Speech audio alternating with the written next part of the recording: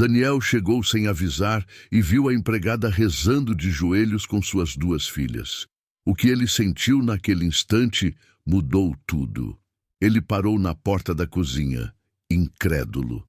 A mulher estava ali, de mãos dadas com as meninas no chão frio, em um silêncio que ele não sentia naquela mansão há meses. Suas filhas, que viviam chorando pela mãe falecida, estavam em paz. Mas quando Daniel ouviu o que elas pediam na oração, seu coração gelou. Ele não sabia, mas aquela mulher simples guardava um segredo de sangue capaz de salvar ou destruir sua família para sempre. Antes de a história começar, comente de onde você está assistindo. Espero que goste desta história. Não se esqueça de se inscrever para acompanhar o final emocionante. O relógio de pulso de Daniel Ferraz, um Rolex de ouro branco que custava o preço de um apartamento popular, marcava 14h30. Era uma terça-feira cinzenta em São Paulo, e a chuva fina que caía sobre a janela do 30º andar do edifício corporativo na Avenida Paulista parecia refletir exatamente o estado de espírito do CEO. Daniel, aos 35 anos, era o dono de uma das maiores redes de logística do país, um homem invejado, poderoso e imponente em seus ternos italianos de corte perfeito. Mas por dentro, Daniel era um deserto. Desde a morte de sua esposa, Alice, vítima de um aneurisma súbito há exatos 11 meses, ele havia se transformado em uma máquina. Ele trabalhava 18 horas por dia, não por necessidade, mas por fuga. Voltar para casa significava encarar o vazio. Significava olhar para as gêmeas, Beatriz e Isabela, de apenas 5 anos, e ver os olhos da mãe nelas. Senhor Daniel? A voz da secretária soou pelo interfone, hesitante. A reunião com os investidores alemães foi cancelada. O voo deles atrasou devido à tempestade em Frankfurt. Daniel suspirou, passando a mão pelo cabelo perfeitamente penteado. Remarque para amanhã, Cíntia. Eu vou para casa. Ele não sabia por que disse aquilo. Geralmente, quando uma reunião caía, ele buscava mais trabalho. Mas hoje, uma angústia estranha apertava seu peito. Uma sensação de urgência, como se algo estivesse acontecendo em sua mansão no Morumbi. O trajeto até em casa foi silencioso. O motorista particular, seu Jorge, sabia que não devia puxar conversa. Daniel observava a cidade passar pelo vidro fumê, mas seus pensamentos estavam nas filhas, Beatriz e Isabela, Bia e Bel. Antes, eram crianças risonhas que corriam pela casa gritando papai. Agora eram pequenos fantasmas. Desde o funeral da mãe, as meninas mal falavam. Elas haviam se fechado em um mundo próprio, um luto infantil que nenhum psicólogo caro contratado por Daniel conseguira romper. E a culpa corroía Daniel. Ele não sabia ser pai sozinho. Ele não sabia pentear cabelos, não sabia contar histórias sem chorar, não sabia preencher o buraco que Alice deixara. Então, ele terceirizava, contratava babás, muitas delas. A última, Elisa, havia sido contratada há apenas 3 semanas. Era uma mulher simples, vinda do interior de Minas Gerais, com um sotaque arrastado e roupas modestas. Daniel mal olhara no rosto dela durante a entrevista. A agência garantira que ela era eficiente, discreta e tinha ótimas referências de limpeza. Era tudo o que importava. Que as meninas estivessem alimentadas, limpas e seguras. O resto ele não tinha para dar. Ao chegar à mansão, Daniel dispensou o motorista no portão. Não precisa entrar com o carro, Jorge. Eu vou a pé pela entrada lateral. Preciso de ar. Ele caminhou pelo jardim impecável, mas sem vida. A casa era gigantesca, branca, moderna, fria. Ele entrou pela porta de serviço que dava acesso à cozinha e à área de estar íntima, esperando encontrar o silêncio habitual ou, talvez, o som da televisão ligada em algum desenho animado para distrair as meninas. Mas o que ele ouviu foi um sussurro, um murmúrio suave, ritmado, vindo da sala de jantar anexa à cozinha. Daniel franziu a testa. Ele odiava barulhos que não identificava. Ele caminhou silenciosamente pelo piso de porcelanato, seus sapatos de couro italiano não fazendo som algum. Ao chegar ao batente da porta, ele parou, e a cena que viu fez o sangue gelar em suas veias, seguido por uma onda de calor e indignação. Lá estava Elisa. A empregada usava seu uniforme verde escuro e avental branco impecável. Mas ela não estava limpando. Ela não estava servindo o lanche. Ela estava de joelhos no chão, e ao lado dela, também de joelhos, com as mãozinhas postas em sinal de oração e os olhos fechados com uma devoção inocente, estavam Bia e Bel. As meninas usavam seus vestidos vermelhos favoritos, mas estavam descalças, ajoelhadas diretamente no piso frio. E protegei o nosso coraçãozinho da tristeza, dizia Elisa, com uma voz doce, mas firme. E Papai do Céu, nós pedimos hoje, com muita fé.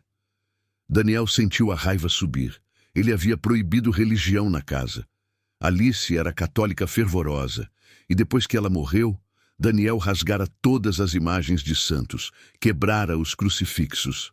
Para ele, se Deus existisse, era um tirano cruel que lhe roubara o amor da vida aos 30 anos. Ele não queria suas filhas acreditando em amigos imaginários celestiais. Ele queria que elas fossem criadas com lógica, com realidade. Ele ia gritar. Ia entrar na sala berrando, demitir Elisa na hora e mandar as meninas para o quarto. Ele já tinha a frase pronta na boca. O que significa essa palhaçada?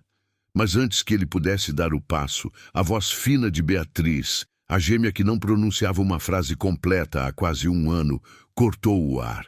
Nós pedimos pelo papai, completou a menina com a voz trêmula. Daniel congelou. Sua mão, que estava no ar, pronta para empurrar a porta, parou.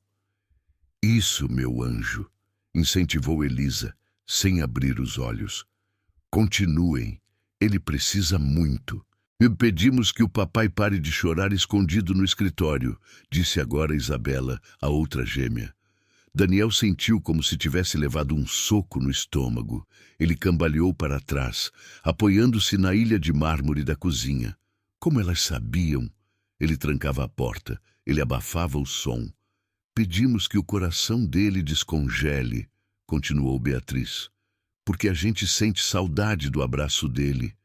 A gente promete que não vai chorar pela mamãe na frente dele se isso deixa ele triste. Mas pede para ele olhar para a gente, Papai do Céu. Só olhar.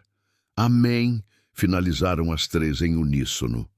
Elisa abriu os olhos e sorriu para as meninas. Um sorriso maternal, quente, cheio de lágrimas contidas. Ela beijou a testa de cada uma. Vocês foram muito fortes hoje, meninas. A mãe de vocês está sorrindo lá de cima. Agora, o que acham de me explicar o que está acontecendo aqui? A voz de Daniel saiu rouca, quebrada, mas carregada de uma autoridade defensiva. Elisa deu um pulo, assustada. As meninas arregalaram os olhos e, num reflexo imediato, correram para trás da empregada, agarrando-se à saia do uniforme verde como se buscassem proteção contra um monstro. Aquele gesto partiu o coração de Daniel em 1000 pedaços a mais. Suas filhas tinham medo dele e buscavam refúgio na empregada que conheciam há 3 semanas. Senhor Daniel! Elisa se levantou rapidamente, limpando os joelhos. Ela estava pálida, mas não baixou a cabeça. O senhor chegou cedo. Nós não ouvimos o carro. É óbvio que não ouviram. Daniel entrou na sala, o terno azul parecendo uma armadura pesada demais. Estavam ocupadas demais, fazendo lavagem cerebral nas minhas filhas. Papai, não! Gritou Isabela, ainda agarrada a Elisa. Quieta, Isabela! Ordenou Daniel sem gritar, mas com frieza. Ele se virou para Elisa. Eu fui muito claro nas regras da casa quando a agência te mandou, Elisa. Sem televisão depois das 18 horas. Dieta balanceada e sem religião. Eu disse sem contos de fadas sobre céu e anjos. Senhor, com todo o respeito, começou Elisa, e sua voz tremia, mas ela manteve a postura. Não é lavagem cerebral, é consolo. As meninas estavam tendo pesadelos. Elas acordavam gritando pela mãe. Os remédios que o médico passou deixavam elas zonzas, mas não tiravam a dor. E você acha que ajoelhar no chão tira a dor? Daniel riu, um riso amargo. Você é médica agora? Psicóloga? Eu sou mãe, senhor, disse Elisa. O silêncio caiu na sala. Daniel não sabia que ela era mãe. Eu perdi meu filho único há 5 anos, Sr. Daniel.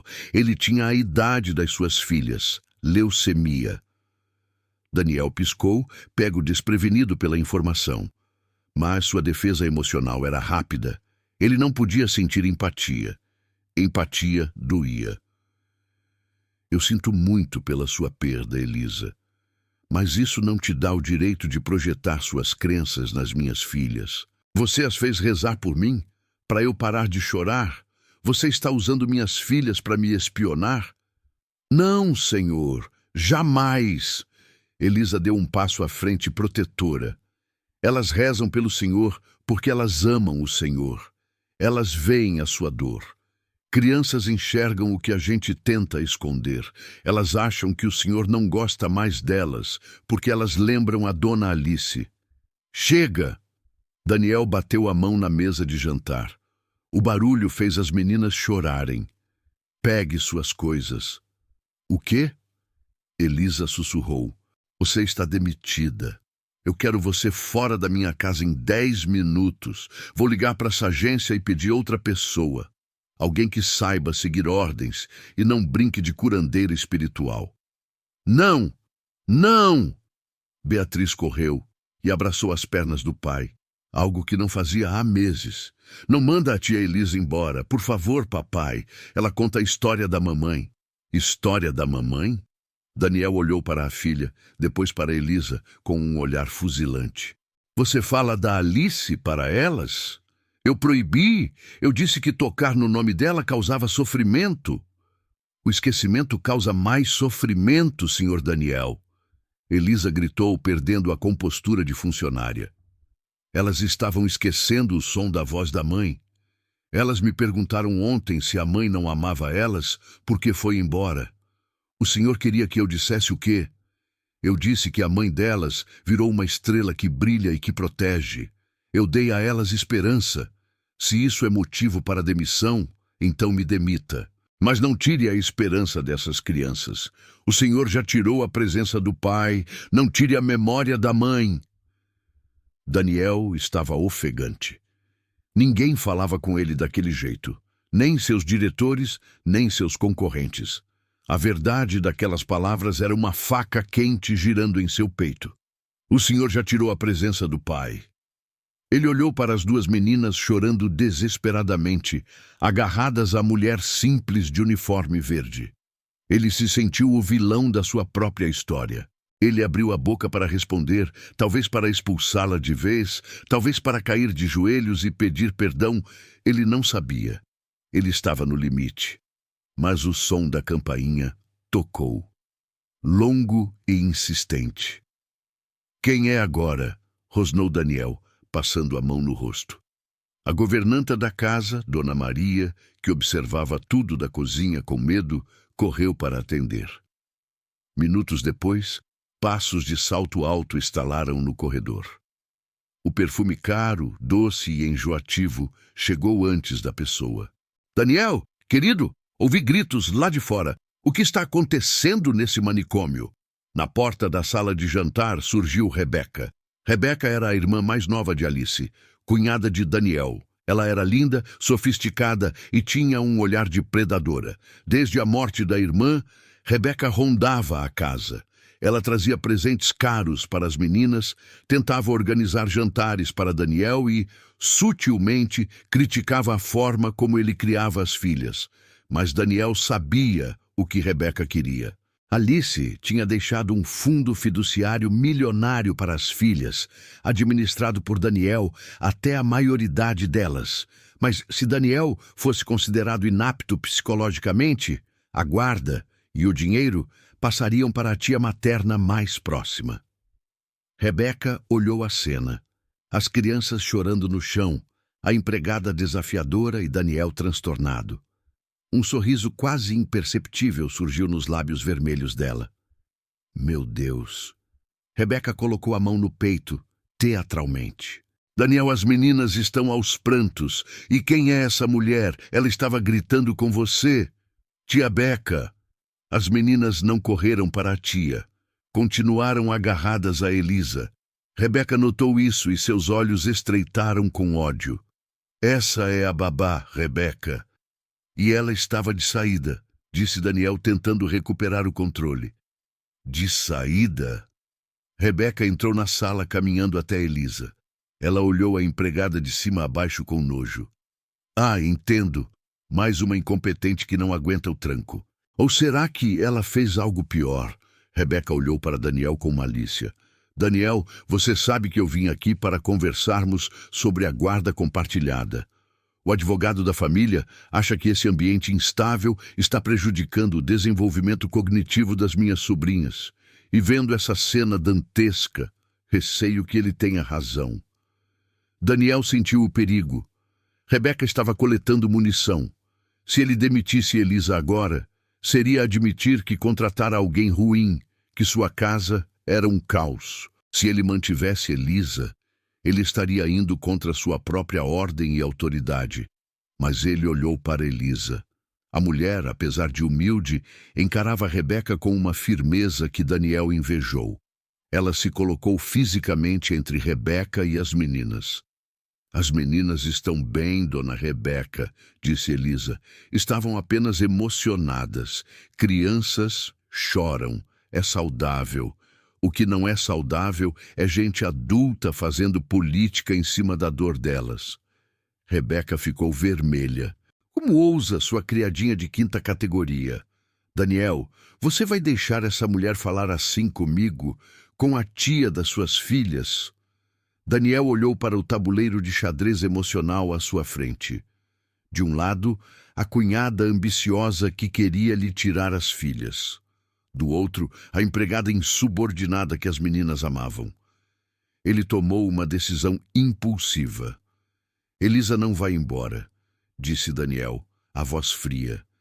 Elisa olhou para ele surpresa. Rebeca abriu a boca, chocada. O quê? Mas você acabou de dizer, começou Rebeca. Eu disse que ela estava de saída para levar as meninas ao parque, mas com a chuva elas vão ficar, mentiu Daniel, sustentando o olhar da cunhada. Elisa é a melhor cuidadora que já tivemos. As meninas a adoram. E se você acha que pode entrar na minha casa e insultar meus funcionários e questionar minha paternidade baseada em um momento fora de contexto, você está muito enganada, Rebeca. Você está cometendo um erro, Daniel, sibilou Rebeca. Um erro muito caro. Eu vou provar que você não tem condições. E vou começar investigando quem é essa mulher que você colocou dentro de casa. Ninguém é tão santo assim. Eu vou descobrir os podres dela. Rebeca girou nos calcanhares e saiu, batendo os saltos com força. A porta da frente bateu segundos depois. O silêncio voltou à sala de jantar. Apenas a chuva lá fora quebrava a quietude. Daniel soltou o ar, exausto. Ele olhou para Elisa. As meninas pararam de chorar, olhando do pai para a babá. O Senhor me defendeu, disse Elisa baixo. Por quê? O Senhor ia me demitir. Eu ainda quero te demitir, disse Daniel, honesto. Eu odeio o que você fez. Odeio que tenha desobedecido minhas regras. Odeio que elas gostem mais de você do que de mim. Ele se aproximou delas. As meninas recuaram um passo, e isso doeu mais nele do que qualquer tapa. Mas Daniel engoliu o orgulho. A Rebeca é perigosa. Se ela vir que as meninas estão sofrendo com mais uma troca de babá, ela vai usar isso no tribunal. Você fica, por enquanto. Obrigada, senhor. Eu preciso desse emprego. Mas temos novas regras. Daniel apontou o dedo para ela. Nada de orações na minha frente. Nada de falar da Alice como se ela fosse um fantasma, e principalmente Elisa. Pare de tentar consertar o que está quebrado. Eu não tenho conserto. Cuide das meninas e fique longe de mim. Entendeu? Entendi, senhor. Ótimo. Sirva o jantar delas. Eu vou para o meu escritório. Não quero ser incomodado. Daniel saiu da sala sentindo o peso do mundo nas costas. Ele subiu as escadas, entrou em seu escritório escuro e trancou a porta. Ele foi até o bar, serviu um copo de uísque e sentou-se na poltrona de couro. Ele olhou para o retrato de Alice na mesa. "O que eu estou fazendo, meu amor?" sussurrou ele. "Eu coloquei uma estranha dentro de casa, e ela tem os seus olhos. Não a cor, mas o brilho." O que Daniel não sabia, e o que Elisa escondia as 7 chaves em sua bolsa surrada no quarto de empregada, era um documento, uma carta antiga, dobrada e redobrada, assinada por Alice meses antes de morrer. Uma carta endereçada a Elisa da Silva, implorando que ela viesse cuidar das meninas caso algo acontecesse. Elisa não era uma estranha contratada por acaso pela agência. Elisa tinha uma promessa a cumprir. E Rebeca, com suas ameaças de investigação, estava prestes a desenterrar um segredo que poderia destruir a memória de Alice e a vida de Daniel para sempre. A guerra pela família Ferraz tinha acabado de começar. A quarta-feira amanheceu com uma calmaria enganosa na mansão Ferraz. Daniel saiu para o trabalho antes mesmo de as meninas acordarem. Ele não queria encarar Elisa, não depois da vulnerabilidade exposta na tarde anterior. Ele preferia a segurança fria de sua sala, no topo do prédio corporativo, onde planilhas e fusões de empresas faziam sentido, ao contrário dos sentimentos confusos que agora habitavam sua casa. No entanto, a paz durou pouco. Às 10h30, o telefone pessoal de Daniel tocou. Era o número da Escola Primária Internacional Garden, uma das instituições mais exclusivas de São Paulo, onde a elite paulistana matriculava seus filhos. "Senhor, Daniel Ferraz, aqui é a diretora Sônia." A voz da mulher era tensa, formal demais. "Sim, sou eu." "Algum problema com o boleto?" Daniel respondeu automaticamente, assinando papéis sem levantar a cabeça. Para ele, problemas se resolviam com transferências bancárias. "Não é financeiro, senhor. É disciplinar. E grave. O senhor precisa vir à escola imediatamente. A Beatriz..." Ela agrediu um colega e está em um estado de histeria que não conseguimos controlar. A caneta de Daniel parou no meio da assinatura. Beatriz, a gêmea que mal falava, a menina que parecia ter medo da própria sombra. "Minha filha não é violenta, Sônia. Deve haver um engano. Ela mordeu o rosto de um menino, senhor Daniel.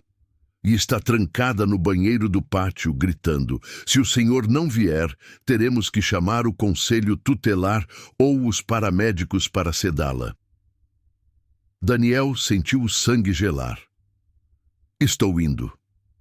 Ele desligou o telefone e correu para o elevador privativo.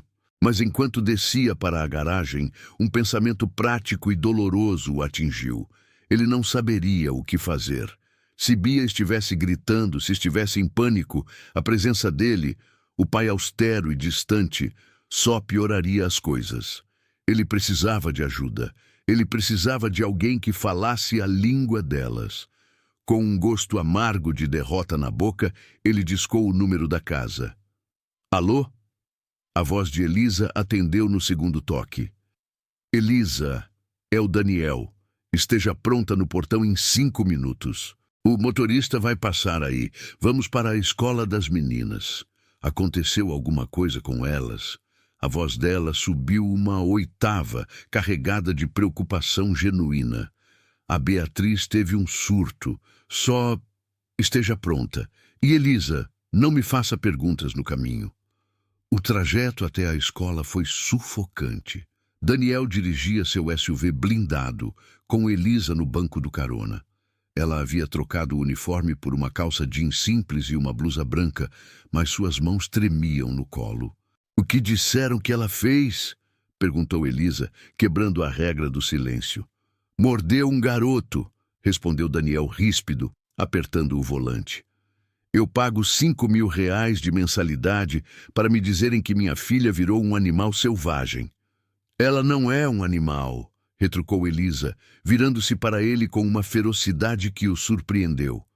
"Ela é uma criança de 5 anos que perdeu a mãe e sente que perdeu o pai.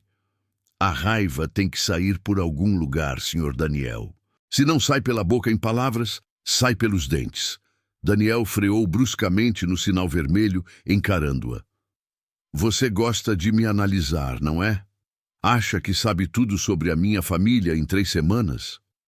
Eu não sei tudo, mas eu sei o que é dor. E sei que a Beatriz é a mais sensível das duas. Ela absorve tudo. Se ela explodiu, é porque alguém a feriu primeiro." Daniel não respondeu. Acelerou o carro. Ao chegarem à escola, a cena era caótica.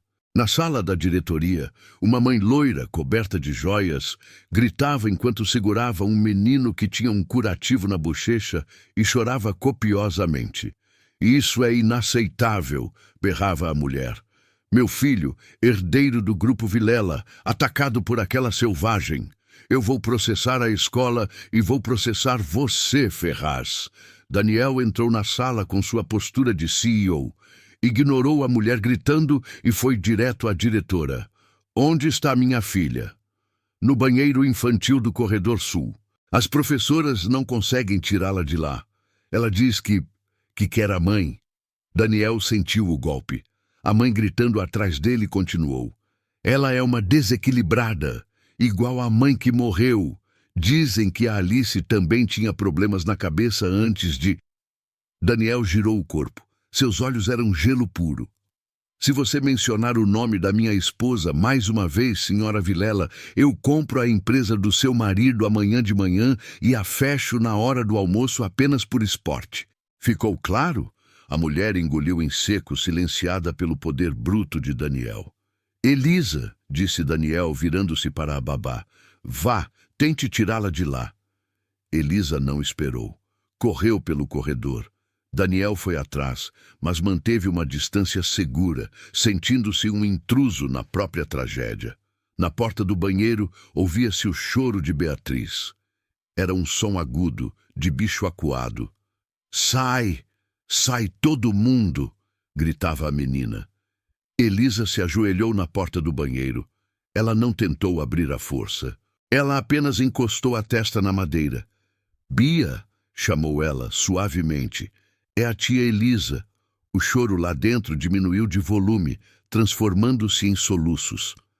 "A tia Elisa trouxe aquele cheirinho de lavanda que você gosta. E eu prometo que ninguém vai te machucar", ele disse.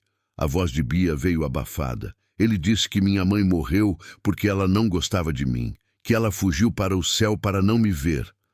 Daniel, encostado na parede do corredor, fechou os olhos. A crueldade das crianças podia ser devastadora.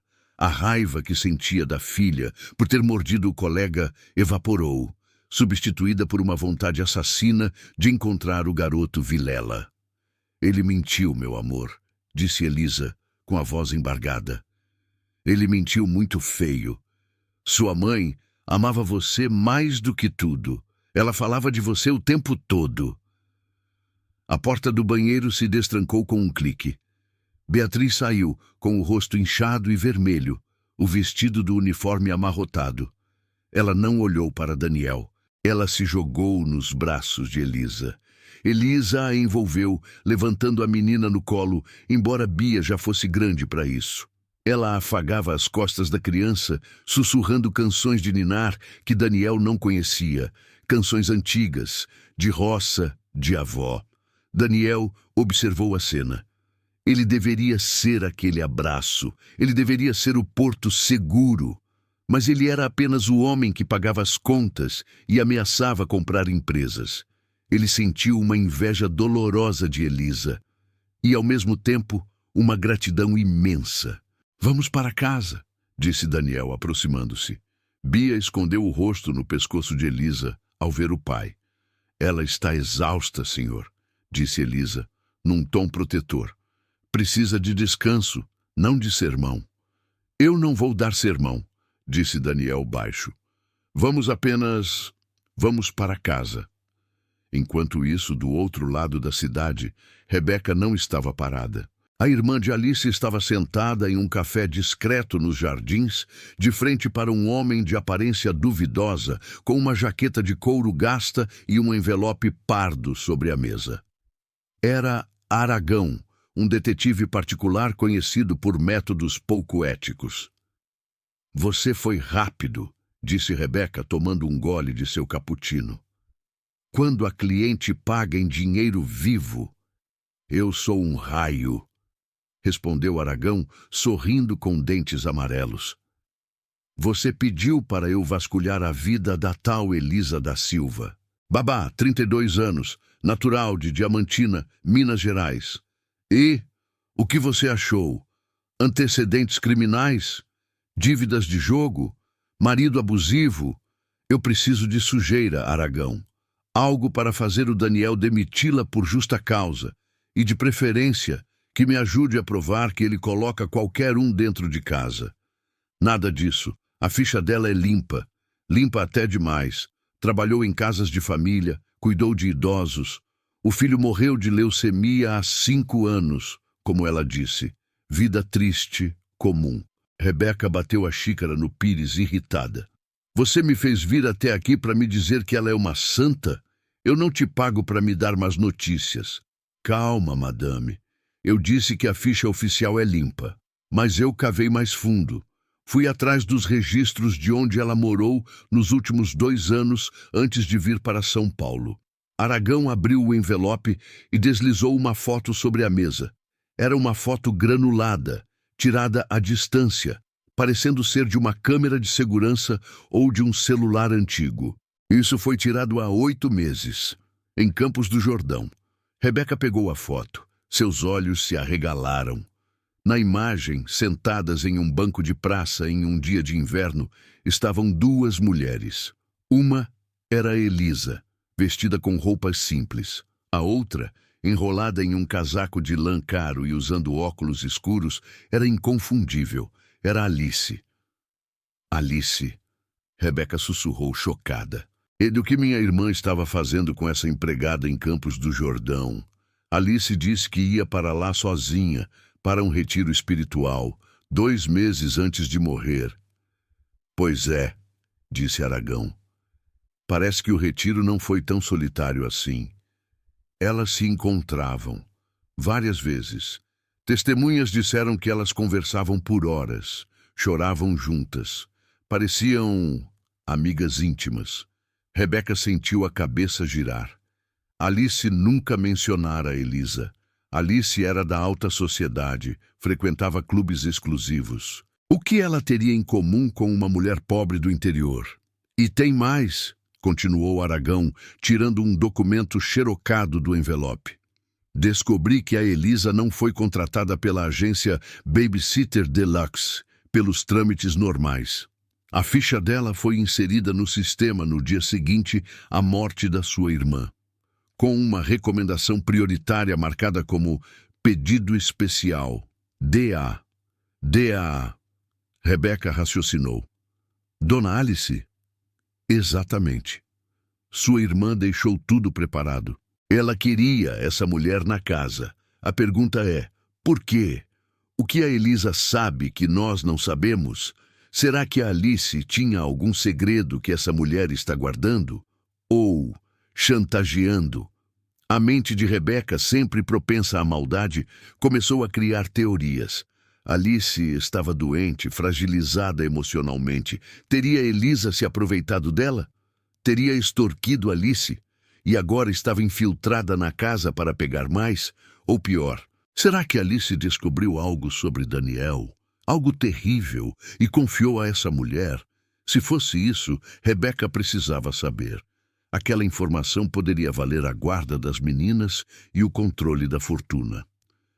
Isso é ouro, Aragão, disse Rebeca, sorrindo maliciosamente. Eu não vou contar para o Daniel ainda. Se eu contar, ele a demite e ela some. Eu preciso encurralá-la. Preciso saber o que ela esconde. Rebeca guardou a foto na bolsa Hermès. Pode deixar, Elisa da Silva. Seus dias de anonimato acabaram. De volta à mansão Ferraz, a tempestade finalmente desabara sobre São Paulo. Trovões faziam as janelas vibrarem. No quarto das meninas, a cena era de paz, contrastando com o clima lá fora. Bia e Bel dormiam na cama grande, exaustas pelo dia emocional. Elisa estava sentada numa poltrona no canto, vigiando o sono delas. A porta se abriu suavemente. Daniel entrou. Ele tirara o paletó e a gravata, e parecia mais humano, mais cansado. Elas dormiram? Sussurrou ele. Sim.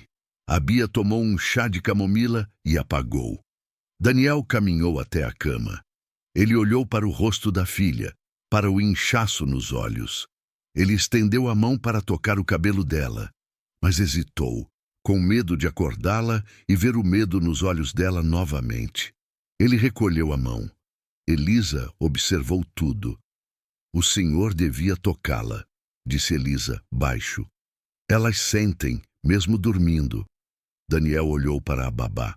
A raiva que sentia dela havia diminuído, dando lugar a uma curiosidade desconfiada. Você foi incrível hoje, Elisa. Na escola, ele admitiu com dificuldade. Eu não saberia o que fazer.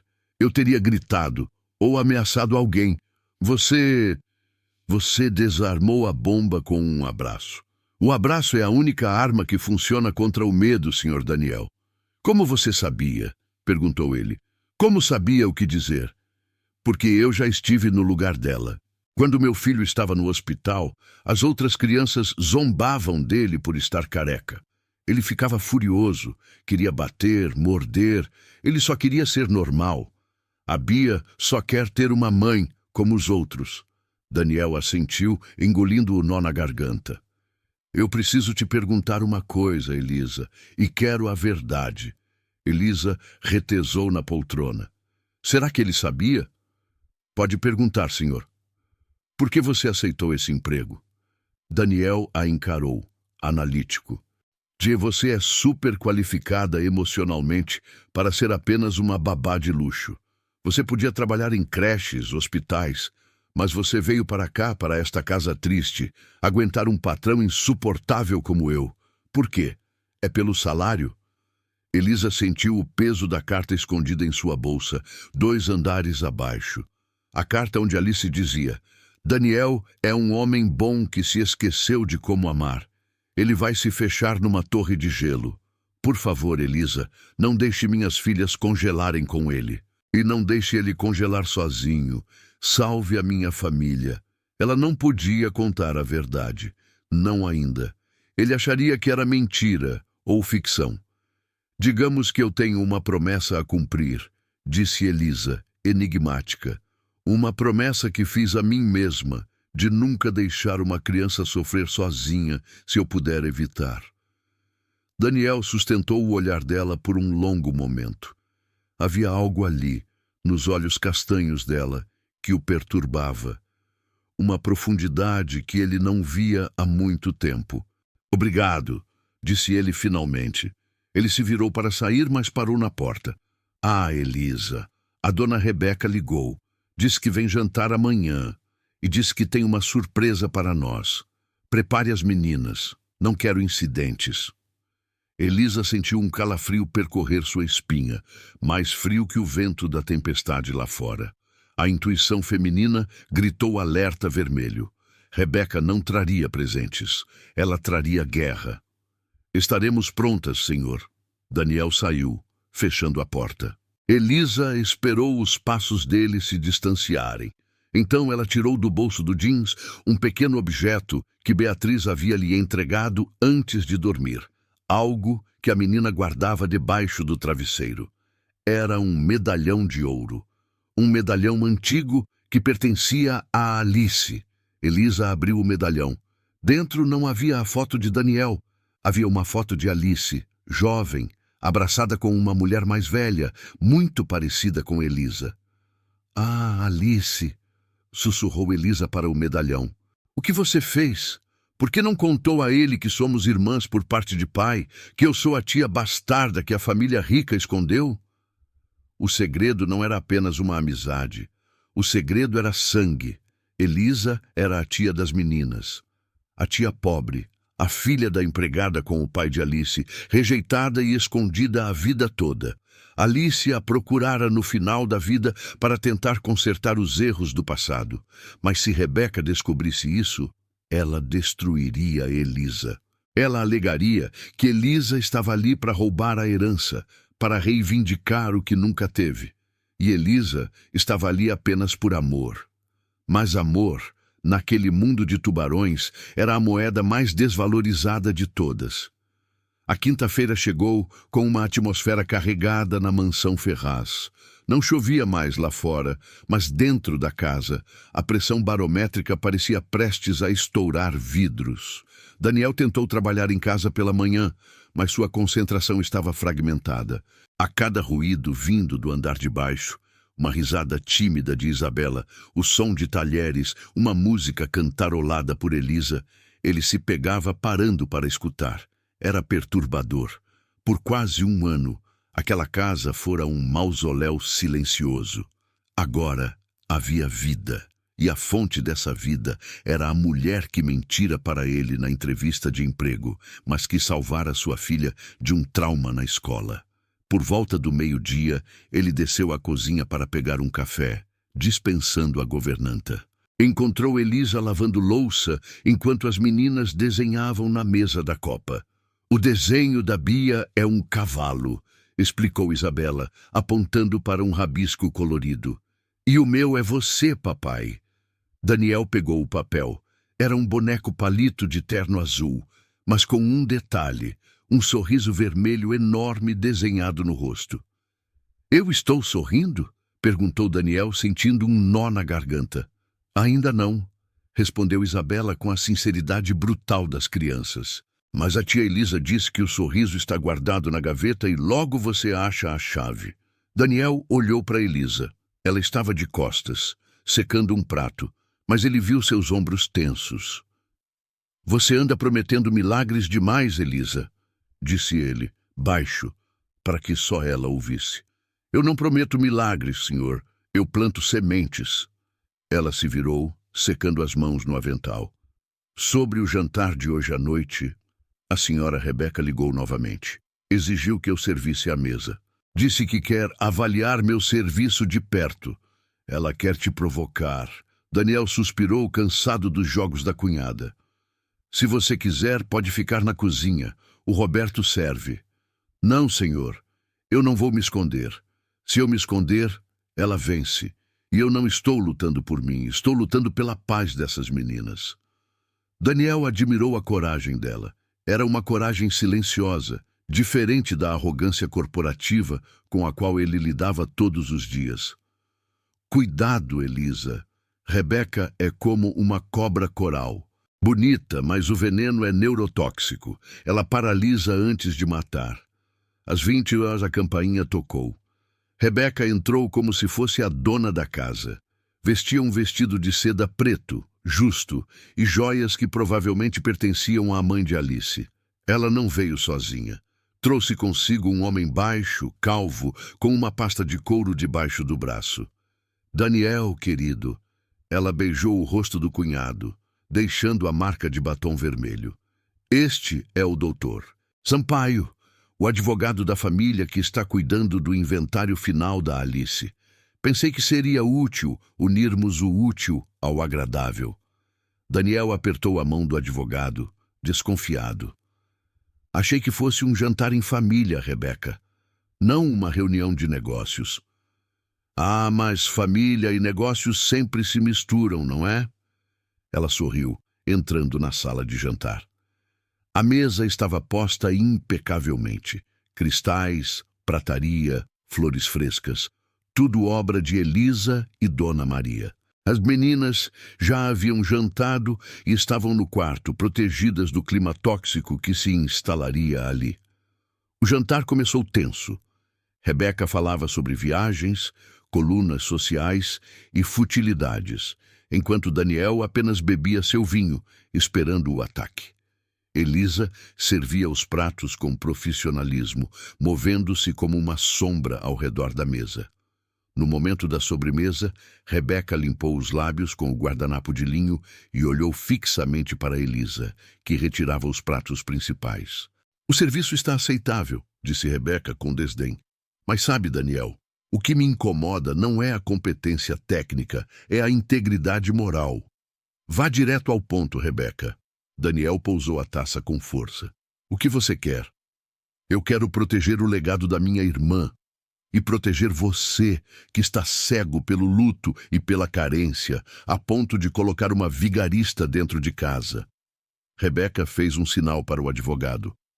O doutor Sampaio abriu a pasta e tirou um envelope pardo, colocando-o no centro da mesa sobre o arranjo de flores. "O que é isso?" perguntou Daniel.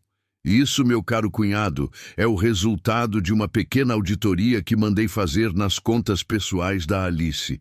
As contas que ela movimentou nos últimos 6 meses de vida, quando estava vulnerável." Rebeca deslizou o envelope para Daniel. "Abra, veja a página marcada." Daniel hesitou, olhando para Elisa. A babá estava parada junto ao aparador, pálida como cera. Ela sabia o que estava por vir. Ela fechou os olhos, rezando silenciosamente. Daniel abriu o envelope. Eram extratos bancários. Havia várias transferências destacadas em amarelo. Data: 12/05. 15.000 reais. Favorecido: Elisa da Silva. Data: 10/06. 20.000 reais. Favorecido: Elisa da Silva. Data: 15/07. 50.000 reais. Favorecido: Elisa da Silva. O total passava de 100.000 reais. Daniel sentiu o mundo girar. Ele olhou para o nome no papel, depois para a mulher de uniforme verde à sua frente. "Você conhecia a Alice?" A voz de Daniel era um sussurro perigoso. "Conhecia?" Rebeca riu triunfante. "Daniel, essa mulher estava extorquindo sua esposa." Alice estava deprimida, fragilizada, buscando curas espirituais e retiros malucos. Essa oportunista se aproveitou disso. Sugou o dinheiro dela e agora, não satisfeita, se infiltrou na sua casa para pegar o resto. "Isso é verdade, Elisa?" Daniel levantou-se, derrubando a cadeira para trás. "Você recebeu esse dinheiro da minha esposa?" Elisa deu um passo à frente. Suas mãos tremiam, mas ela não baixou o olhar. "Eu recebi, senhor, mas não foi extorsão." "Não?" gritou Daniel. "Então o que foi? Caridade? Alice mal dava esmola na igreja. Por que ela daria 100.000 reais para uma estranha?" "Porque eu não era uma estranha para ela." Elisa gritou de volta, as lágrimas finalmente escorrendo. "E o dinheiro? O dinheiro foi para o tratamento do meu filho, o Pedro. Ele estava morrendo no hospital do câncer. A Alice pagou pelas últimas quimioterapias, pagou pelo quarto particular para ele não morrer numa enfermaria lotada. Ela foi um anjo na vida do meu filho." Rebeca bateu palmas, lenta e sarcasticamente. "Bravo! Que história comovente! A clássica história do filho doente. E onde está a prova? Onde está o contrato? Ou será que você inventou essa história triste para manipular a Alice, assim como está manipulando o Daniel e as meninas?" Rebeca tirou outra coisa da bolsa. A foto que o detetive tirara. "Veja, Daniel. Elas juntas em Campos do Jordão. Parecem íntimas, não?" Rebeca jogou a foto na mesa. "Alice mentiu para você, Daniel. Ela disse que ia para um retiro, mas foi encontrar essa mulher. Sabe-se lá que tipo de relação elas tinham. Talvez essa mulher fosse uma guru, uma charlatã que fez a cabeça da minha irmã contra a própria família." Daniel olhou para a foto. Alice sorria, um sorriso que ele não via nela há anos antes de morrer. Ela segurava a mão de Elisa. A sensação de traição foi avassaladora. Não pelo dinheiro. Daniel queimaria 100.000 reais sem piscar. Mas pelo segredo.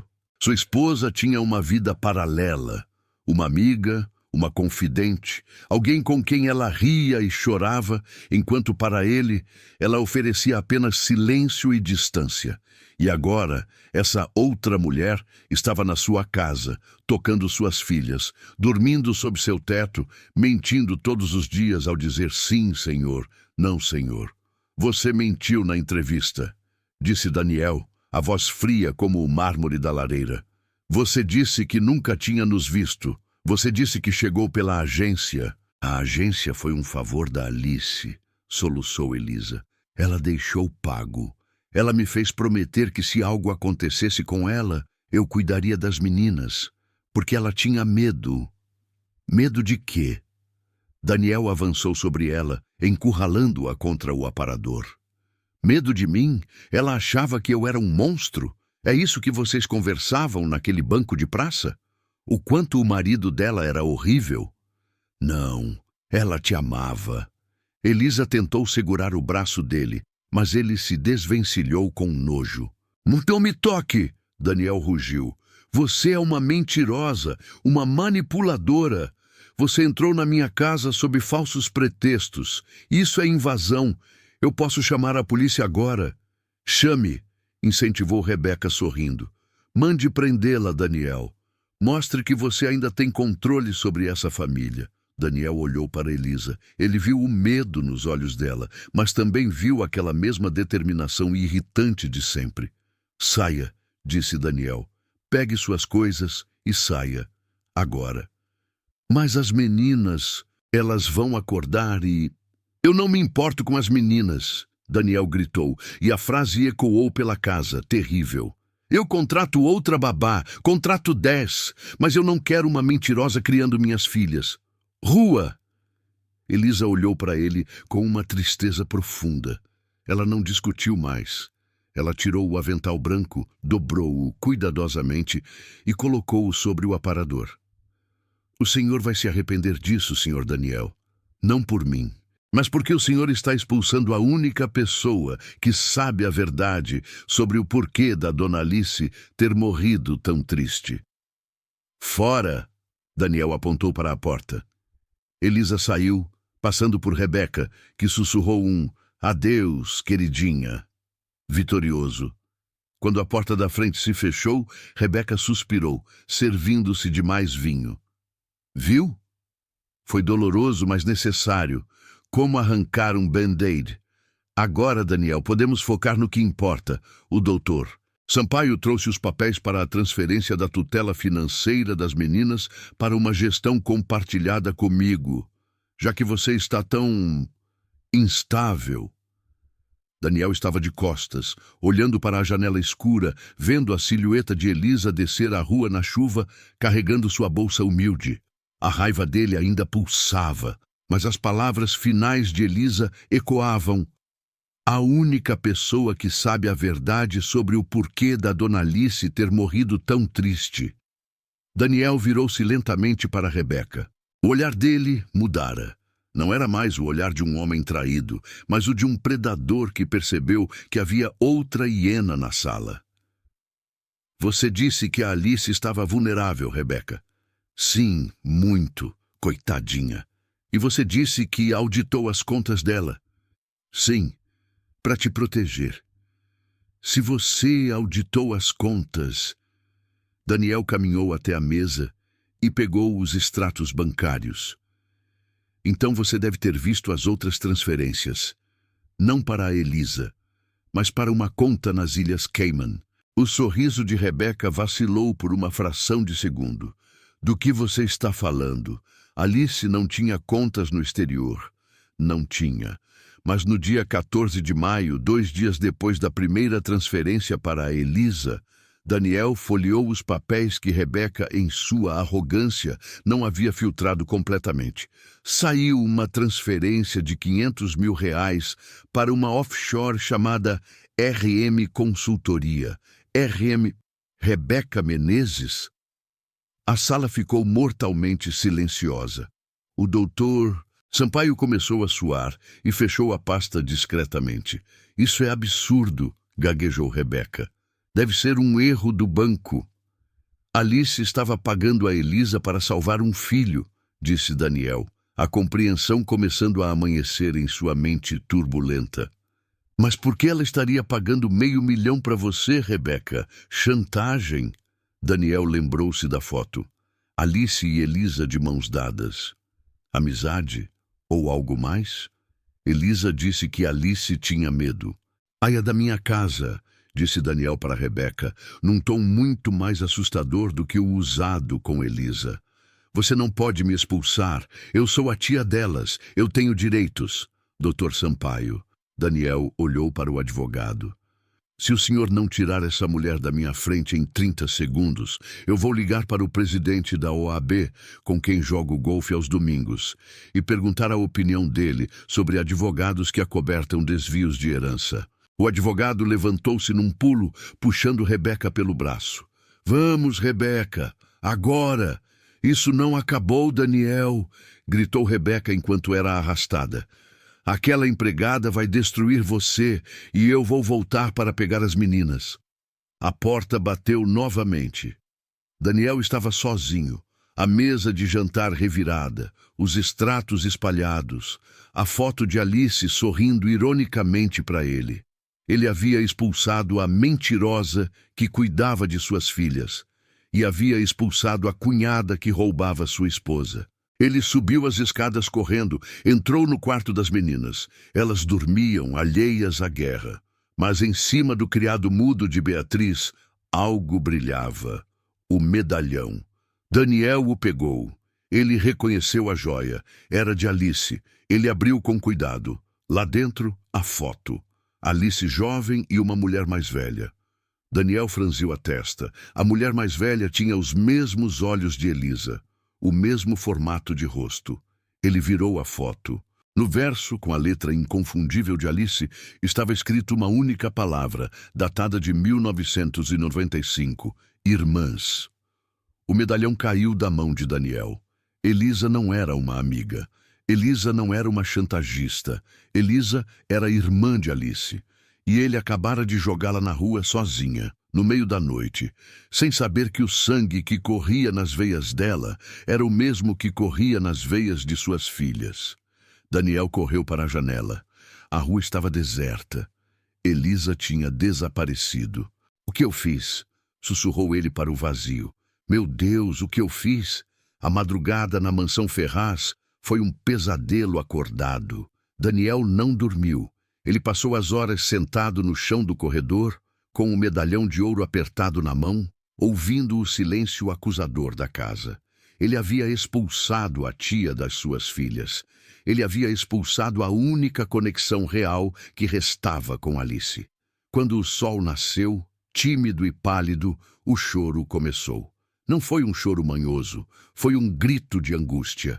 Beatriz e Isabela acordaram, e ao perceberem que a cama de Elisa no quarto de hóspedes, onde ela costumava ficar quando as meninas estavam doentes, estava vazia e perfeitamente arrumada, entenderam. Daniel correu para o quarto. Papai, cadê a tia Elisa? Gritou Isabela, jogando o travesseiro no chão. Você mandou ela embora. Você é mau. Filha, escute. Daniel tentou se aproximar, mas Beatriz se encolheu no canto da cama, cobrindo a cabeça com o edredom, voltando ao estado catatônico de meses atrás.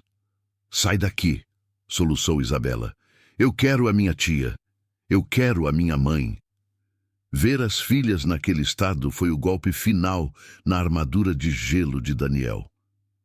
Ele percebeu que todo o seu dinheiro, seus advogados e sua influência não valiam nada ali, naquele quarto rosa. Ele era um homem pobre de afeto.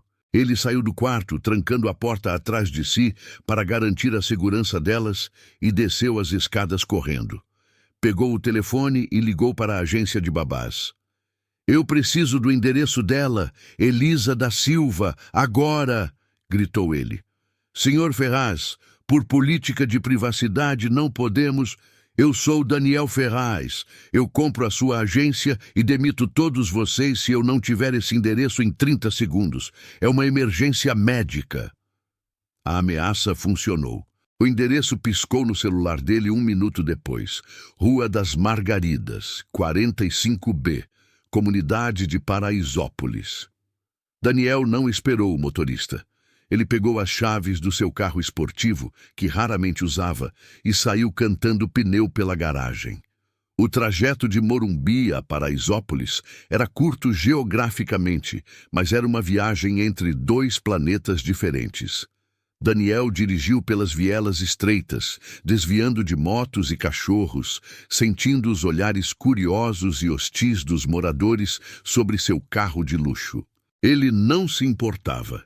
Ele só queria encontrá-la.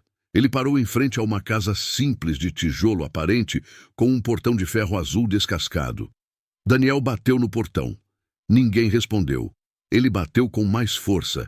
Elisa, sou eu! Abra, por favor! Uma vizinha apareceu na janela ao lado. Ela tá de saída, moço. O táxi já tá vindo pegar ela para a rodoviária. Vai voltar para Minas. Não se eu puder impedir, murmurou Daniel.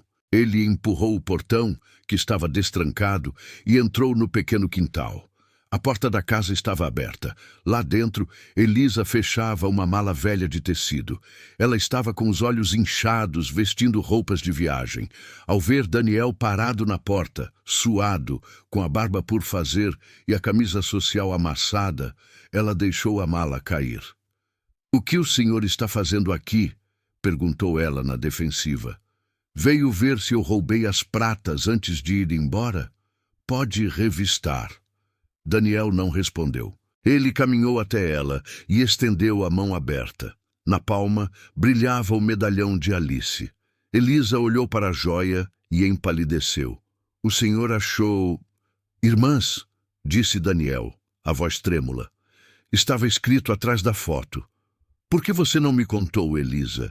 Por que se sujeitou a usar uniforme, a ser tratada como empregada, a ser humilhada pela Rebeca? Se você é tia delas, se você é irmã da minha esposa." Elisa sentou-se no sofá gasto, como se as pernas tivessem falhado. "Porque eu sou a vergonha da família, Daniel." Ela usou o nome dele pela primeira vez, sem o senhor. "Minha mãe foi empregada na casa dos pais da Alice. Meu pai, o pai da Alice, teve um caso com ela. Quando eu nasci, ele pagou para minha mãe sumir. Eu cresci sabendo quem era meu pai, mas proibida de chegar perto." Daniel ouvia, chocado. O pai de Alice, o Dr. Almeida, era um juiz renomado, conhecido pela moral ilibada. Alice só descobriu sobre mim há 2 anos, continuou Elisa limpando uma lágrima. Ela achou uma carta antiga do pai no leito de morte dele. Ela me procurou. Ela era doce, Daniel. Ela me pediu perdão pelo que o pai fez. Nós nos tornamos amigas, irmãs, de verdade. "E a Rebeca?" perguntou Daniel, sentindo a raiva crescer novamente. "A Rebeca sempre soube. E ela odiava o fato de ter uma irmã da cozinha. Quando Alice começou a me ajudar com o tratamento do meu filho Pedro, a Rebeca descobriu. Ela ameaçou contar para a imprensa, ameaçou destruir a reputação póstuma do pai delas. Alice tinha pavor de escândalo. Ela pagava a Rebeca para ela ficar calada." "Meu Deus!" Daniel passou a mão pelos cabelos. Alice estava sendo extorquida pela própria irmã para proteger a outra irmã. Quando Alice ficou doente, ela sabia que ia morrer. Elisa olhou nos olhos de Daniel. Ela me disse: "O Daniel vai se fechar. Ele vai virar pedra. Rebeca vai tentar pegar as meninas pelo dinheiro. Por favor, Elisa, vá cuidar delas. Não diga quem você é, porque o Daniel tem orgulho de classe. Ele pode não aceitar uma cunhada pobre. Só entre lá e ame minhas filhas." Daniel caiu de joelhos na frente de Elisa. O homem poderoso, o CEO intocável, estava ajoelhado no chão de cimento queimado de uma casa na favela. "Eu fui um idiota", sussurrou Daniel. "Eu julguei você. Eu te tratei como lixo. E você estava lá, cumprindo uma promessa de amor, aguentando tudo em silêncio." "Eu fiz pelas meninas", disse Elisa suavemente. Eu sei. E é por elas que eu estou aqui. Daniel segurou as mãos dela. Eram mãos ásperas, de trabalho, mas quentes. Elisa, volte comigo. Não como babá, como tia, como família. Eu vou reconhecer você. Vou contar para o mundo que você é irmã da Alice. Rebeca não vai mais ter poder nenhum sobre nós. O senhor faria isso? O escândalo. Que se dane o escândalo. Eu quero minhas filhas felizes, e elas só são felizes com você. Por favor, me ajude a salvar nossa família. Elisa olhou para aquele homem quebrado à sua frente.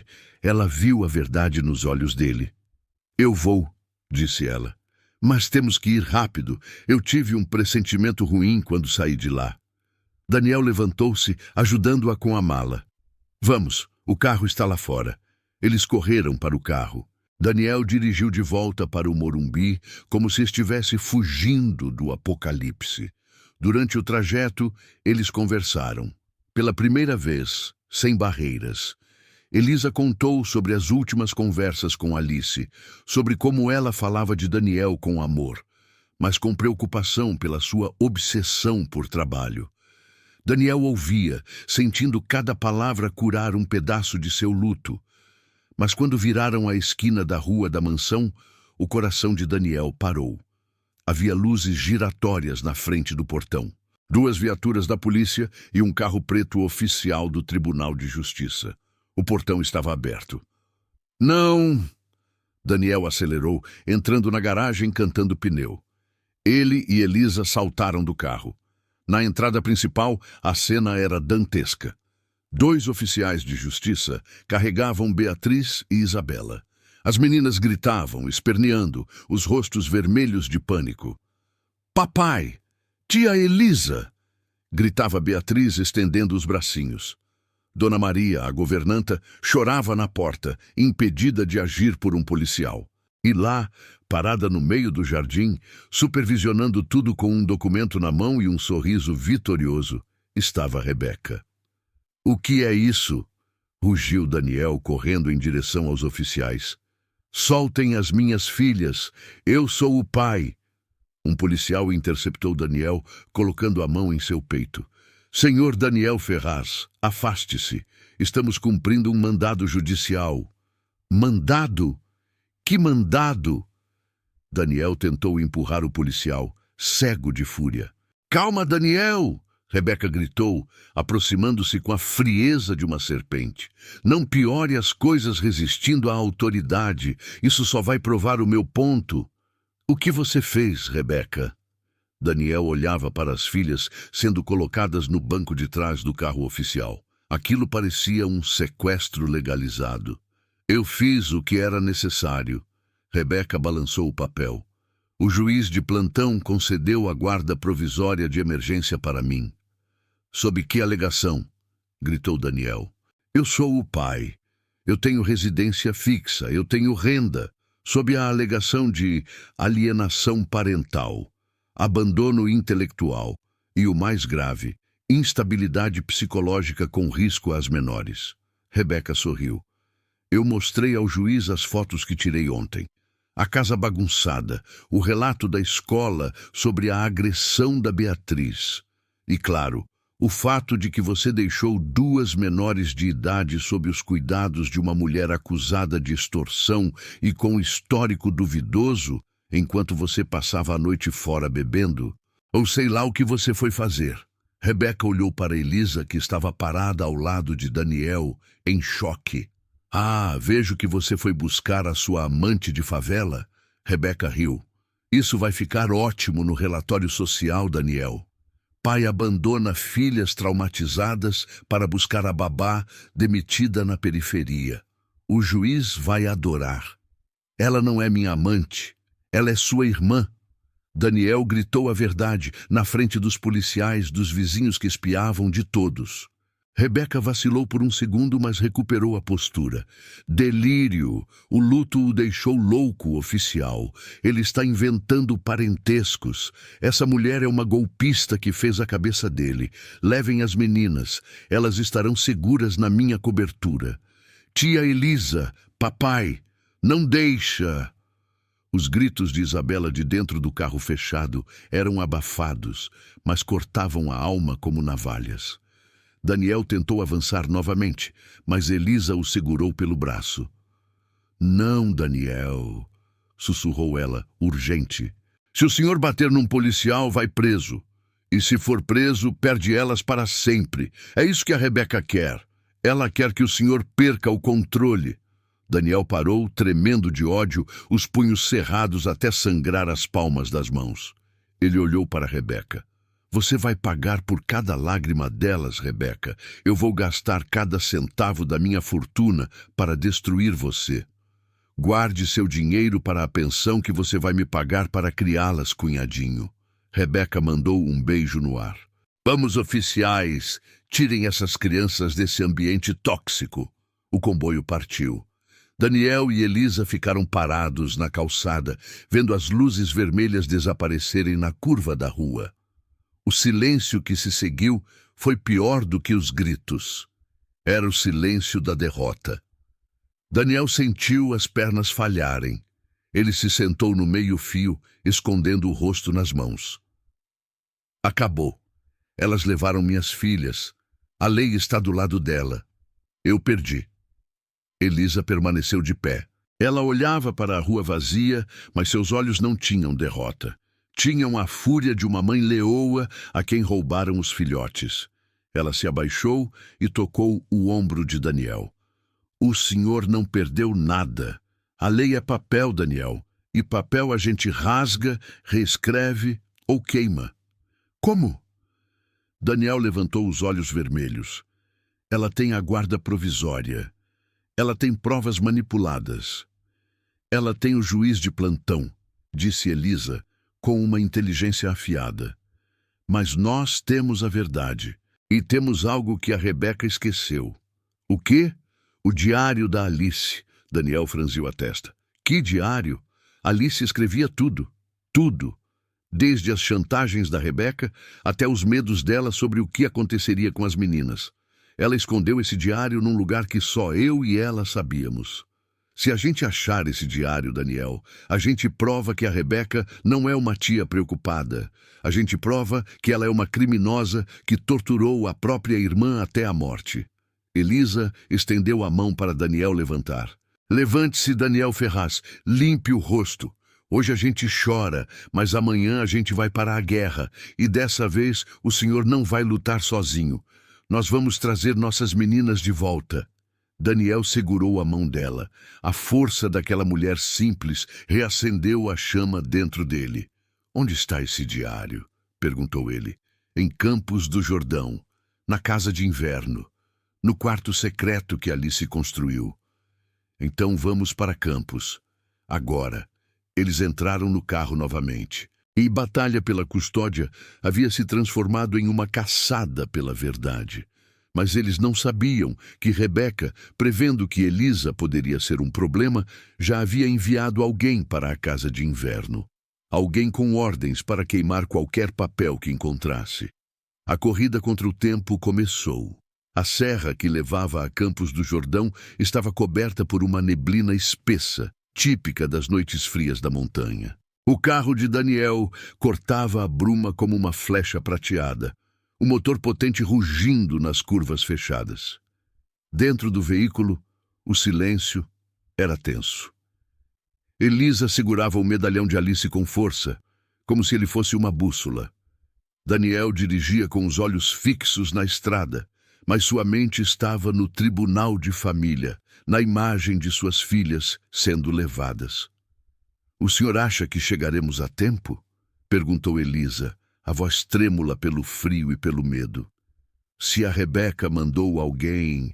Nós vamos chegar. Daniel apertou o volante. E se tiver alguém lá, vai se arrepender de ter nascido. Eu não sou mais o viúvo deprimido, Elisa. Eu sou um pai desesperado. E um pai desesperado é a força mais perigosa da natureza. Eles chegaram à propriedade de inverno dos Ferraz pouco depois da meia-noite.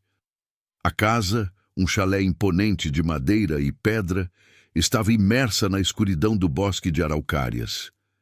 Mas havia um detalhe errado. O portão lateral estava entreaberto e havia marcas de pneus recentes na grama úmida. Eles estão aqui, sussurrou Daniel, desligando os faróis para não anunciar a chegada. O que vamos fazer? Chamar a polícia demora muito aqui no alto da serra. Fique no carro, Elisa. Nem pensar. O diário está no quarto secreto. Só eu sei abrir o painel falso. O senhor precisa de mim. Daniel olhou para ela. A determinação daquela mulher continuava a surpreendê-lo. Tudo bem, mas fique atrás de mim. Eles desceram do carro e caminharam silenciosamente pela grama. A porta da frente havia sido forçada. O miolo da fechadura estava destruído. Ao entrarem na sala principal, iluminada apenas pela luz da lua que entrava pelas janelas altas, sentiram o cheiro. Fumaça. Não! Daniel correu para a sala da lareira. Lá estava Aragão, o detetive particular de Rebeca. Ele estava agachado em frente à lareira de pedra, alimentando o fogo com papéis. Caixas de documentos estavam reviradas pelo chão. "Ei!" gritou Daniel. Aragão pulou de susto, deixando cair uma pasta. Ele colocou a mão no bolso da jaqueta, mas não puxou uma arma. Puxou um isqueiro. "Senhor Ferraz." Aragão sorriu nervosamente. "Que coincidência. Eu estava apenas limpando a casa. A senhora Rebeca disse que havia muita papelada velha acumulando poeira." "Quanto ela está te pagando?" perguntou Daniel, caminhando lentamente em direção a ele. "O quê? Quanto a Rebeca te pagou para queimar a memória da minha esposa? 10.000? 20.000? O senhor não entende. Eu tenho um contrato. Eu pago o quíntuplo", disparou Daniel. "Agora, transferência imediata via Pix. 100.000 reais para você apagar esse fogo, me entregar o que achou e sumir do mapa. E mais 50.000 se você assinar um depoimento dizendo que foi Rebeca quem mandou destruir provas." Aragão parou. Ele olhou para o fogo, depois para Daniel e finalmente para Elisa. Ele era um mercenário barato. Lealdade não estava no seu vocabulário. 150? Aragão coçou o queixo mal feito. "A Madame Rebeca é mão de vaca, sabe? Só me pagou 5 adiantado. O dinheiro está na sua conta em 10 segundos. Qual é o seu CPF? Aragão ditou os números. Daniel, sem tirar os olhos dele, fez a transferência pelo celular. "Feito! Agora saia. Antes que eu mude de ideia e decida que prefiro te denunciar por invasão de propriedade." Aragão sorriu, pegou sua mochila e saiu pela porta dos fundos sem olhar para trás. Daniel correu para a lareira e começou a puxar os papéis que ainda não tinham queimado. Eram contas antigas, recibos, nada importante. "O diário não estava nessas caixas", disse Elisa, ajoelhando-se ao lado de uma estante de livros embutida na parede oposta. A Alice era esperta. Ela sabia que gavetas são os primeiros lugares onde se procura. Elisa puxou 3 livros específicos na prateleira. Uma edição de Dom Casmurro, uma bíblia e um livro de receitas. Um clique mecânico soou. Uma parte da estante deslizou para a frente, revelando um pequeno cofre embutido na parede de pedra. "O segredo é 1205, disse Elisa, digitando a data de nascimento das gêmeas. O cofre se abriu. Lá dentro não havia joias nem dinheiro. Havia apenas um caderno de capa de couro vermelho, gasto pelo uso. Daniel pegou o caderno como se fosse sagrado. Ele abriu na primeira página. A letra de Alice, redonda e caprichosa, encheu seus olhos de lágrimas. 3 de janeiro. "Descobri que estou doente.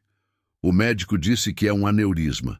Pode estourar amanhã ou daqui a 10 anos. Não contei ao Daniel. Ele já carrega o mundo nas costas. Se ele souber, vai parar de viver para virar meu enfermeiro. Eu quero que ele viva." Daniel folheou mais para a frente. 15 de maio. Rebeca descobriu. Ela viu meus exames. Em vez de me abraçar, ela sorriu. Disse que se eu não passar a administração do fundo das meninas para ela vai contar ao Daniel e vai inventar que estou traindo ele. Ela quer dinheiro, Sempre quis. Dei a ela 200 mil hoje. Sinto nojo do meu próprio sangue. E então, a última entrada datada de 2 dias antes da morte dela. Encontrei Elisa, minha irmã, a irmã que meu pai escondeu. Ela é tudo o que a Rebeca não é. Bondosa, íntegra, mãe. Ela tem um filho doente, o Pedro. Estou ajudando com o tratamento, mas Rebeca descobriu e está ameaçando expor a Elisa como uma bastarda interesseira. Eu tenho medo, não por mim, mas pelas meninas. Daniel vai sofrer quando eu partir. Ele vai se fechar. Rebeca vai tentar pegar as meninas. Eu fiz a Elisa prometer, se eu morrer, ela vai cuidar delas. Deixei a carta na agência.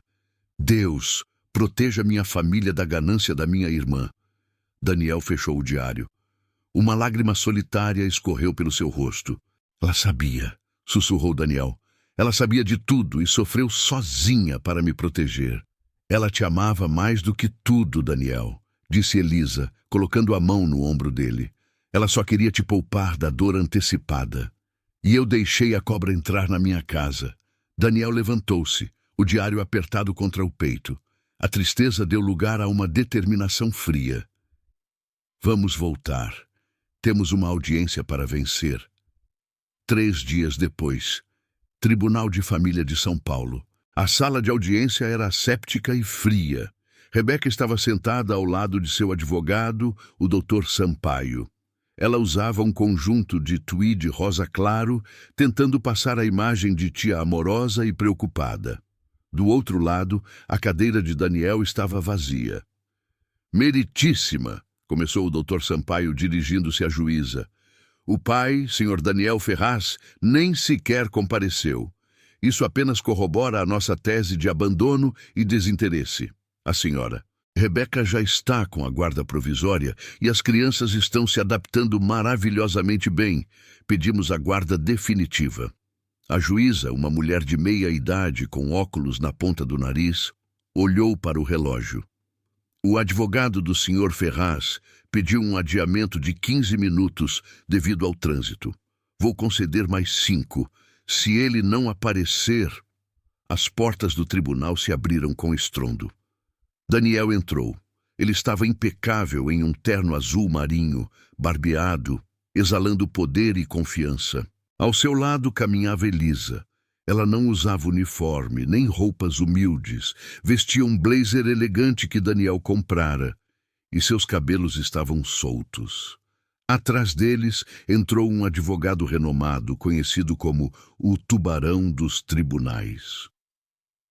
Peço perdão pelo atraso, Excelência, disse Daniel, sua voz preenchendo a sala. Estávamos aguardando o resultado de um exame muito importante. O que essa babá demitida está fazendo aqui? Sibilou Rebeca, levantando-se. Isso é uma audiência de família meritíssima. Estranhos não são permitidos. Ela não é uma estranha, disse Daniel, caminhando até a mesa. E viemos provar isso. O advogado de Daniel entregou uma pasta grossa à juíza. Excelência, o que temos aqui é um pedido de anulação da guarda provisória baseado em fraude processual, extorsão e alienação parental cometida pela senhora Rebeca Menezes. Fraude? Rebeca riu nervosa. Prove. Prova A. O diário de Alice Ferraz, anunciou Daniel. Autenticado por peritos caligráficos. Nele, minha falecida esposa detalha anos de chantagem financeira cometida pela própria irmã Rebeca, que extorquiu mais de 2 milhões de reais, ameaçando expor segredos de família. A juíza abriu o diário, lendo as páginas marcadas. Sua expressão endureceu. Isso é forjado, gritou Rebeca. Alice estava louca, ela inventava coisas.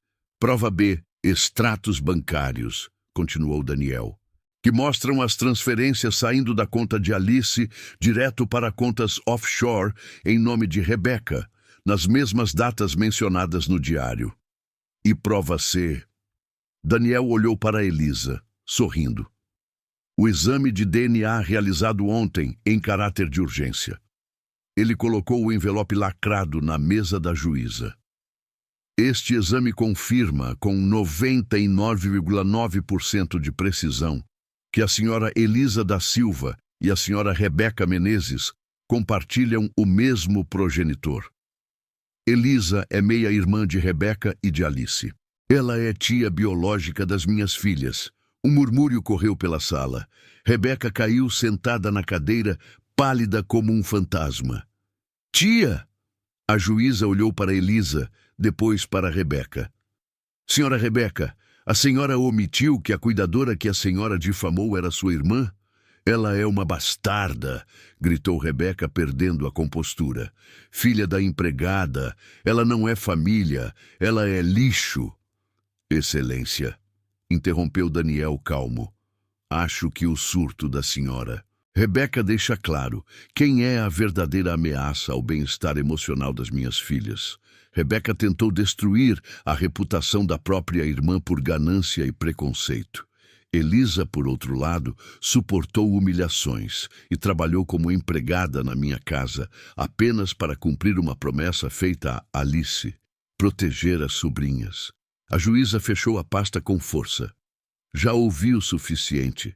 Senhora Rebeca, a senhora está em apuros. Vou revogar a guarda provisória imediatamente e encaminhar estes documentos, incluindo o diário e os extratos, para o Ministério Público. Há indícios fortes de extorsão e fraude. Não! Você não pode fazer isso! Rebeca tentou avançar, mas foi contida pelo oficial de justiça. Daniel, eu sou a única família que elas têm. Não, Rebeca, disse Daniel, olhando-a nos olhos. Elas têm o pai e têm a tia Elisa. Você não é nada além de um erro genético. Rebeca foi escoltada para fora da sala, gritando ameaças vazias. Daniel virou-se para Elisa. Ali, no meio do tribunal, ele segurou a mão dela.